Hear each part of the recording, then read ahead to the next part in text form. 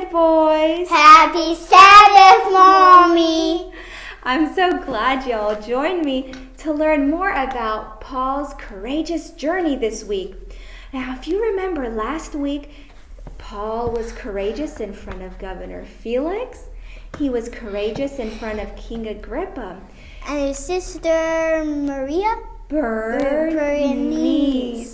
I know. Can you Bernice. Yeah. And you know what? They were trying to figure out, why was Paul in prison? What was he guilty of? And do you know that none of them could figure it out? And none of them had the courage to deliver him from prison.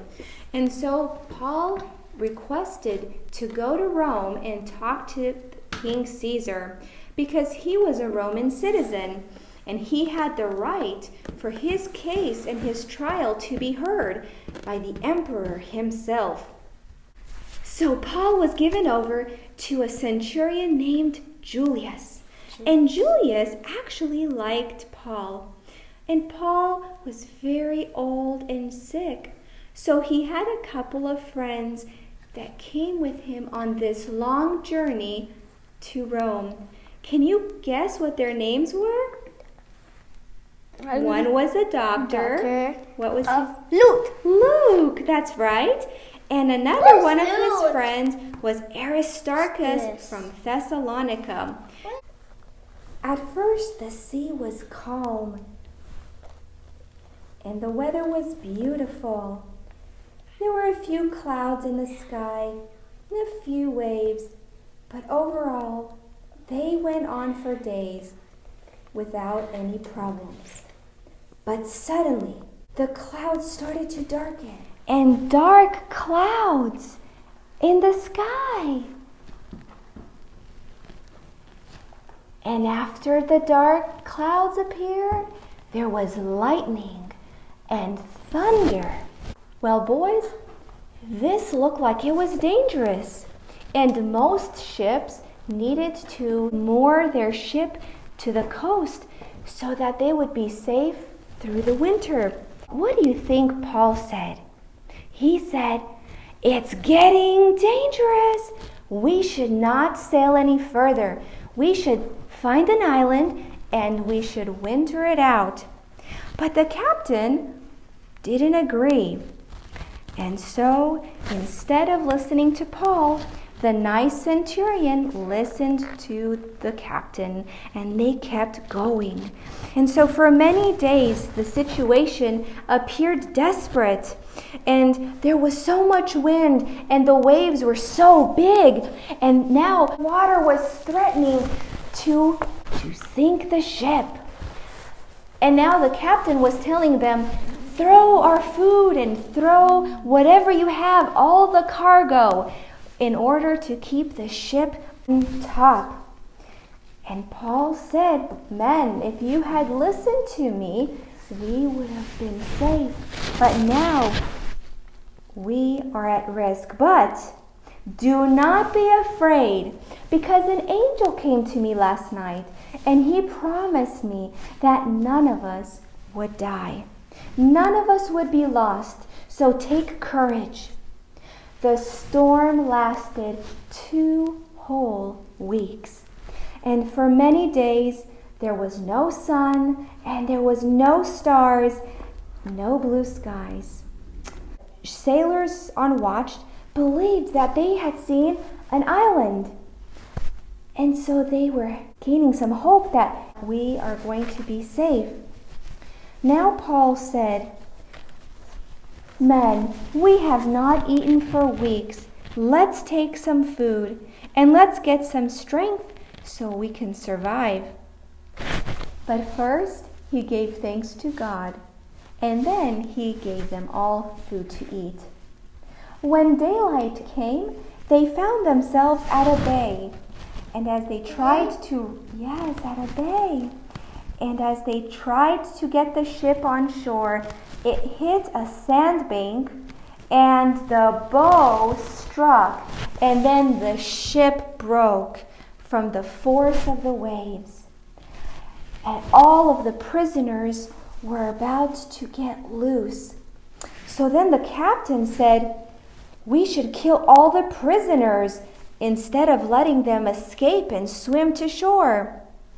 But Julius, the centurion, he wanted to save Paul, and so he said, "No, we will not let them.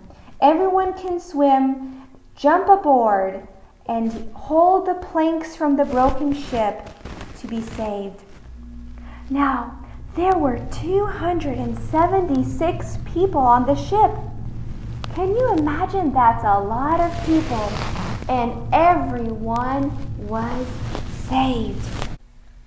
Now, the people of the island were very nice, and they accepted the prisoners with much kindness. They made a big fire on the beach so they could warm up, and they gathered some sticks and put them on fire. And Paul was by this fire, and he was about to put a stick on the fire. Then all of a sudden, a deadly snake appeared from between the sticks and bit Paul on his arm. "Look, he'll die now," everybody said. "That's a poisonous snake." But Paul, he didn't drop dead, and he didn't get scared. He just shook the snake off and continued as if nothing had happened. Near the shore, there was an estate of the governor of the island, Publius. He welcomed them with so much kindness, and he gave them a lot of hospitality. What does that mean? He was kind. He gave them food and protection, and he even probably offered a place in his house for them to sleep. Like they bring food to people, like they bring dessert. That's right. The Bible says that we should be hospitable to others and not forsake giving food and helping others. Now, it just so happened that his father was sick and had a fever. But Paul went and prayed for him and put his hands on him, and all of a sudden, his fever was gone and he was healed. Now this good news spread all over the island, and everybody was curious to know who Paul was and to listen to him speak. So Paul spent several months on this island preaching about, guess who? Jesus. Who? Jesus. Jesus, of course. Finally, he was free. And after many months, he sailed off to Rome, and he left many Christians on that island. God certainly protected Paul from death. In the ship and on the island, Paul continued to be a witness for Christ. He loved Jesus, and he wanted to tell people about Jesus' love for them. Sometimes we go through troubles as well, and we have difficulties like storms in our lives or certain dangers, and we don't understand why we have these troubles. But God can make something good come out of something bad. That's right.